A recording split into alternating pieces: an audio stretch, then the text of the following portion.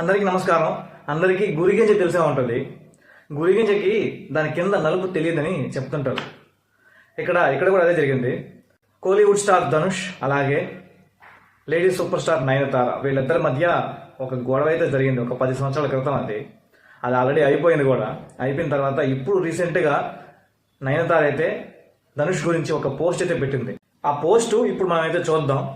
మీరు అబద్ధం చెప్పి మరి ఒకరి జీవితాన్ని నాశనం చేసినప్పుడు అది అప్పుగా తీసుకోబడుతుంది. అది నీకు వడ్డీతో సహా తిరిగిస్తుంది. కర్మ ఎప్పుడు ఊరికే పోదు, ఖచ్చితంగా వడ్డీతో సహా తిరిగిస్తుంది అని చెప్పి తన ఇన్స్టా రీల్లో అయితే పోస్ట్ చేయడం జరిగింది.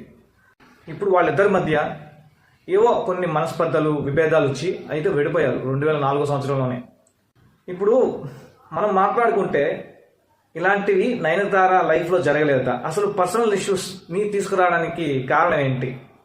సో ఇలాంటివి ఇష్యూస్ ప్రతి ఒక్కరి లైఫ్లో ఉంటాయి కదా. సో ఇప్పుడు మీరందరూ చెప్పండి, కర్మ ఎవరిని శిక్షిస్తుంది? నేనైతే కింద ఒక పోస్ట్ అయితే పెడతాను. ఆ పోస్ట్లో అయితే ఓటేయండి.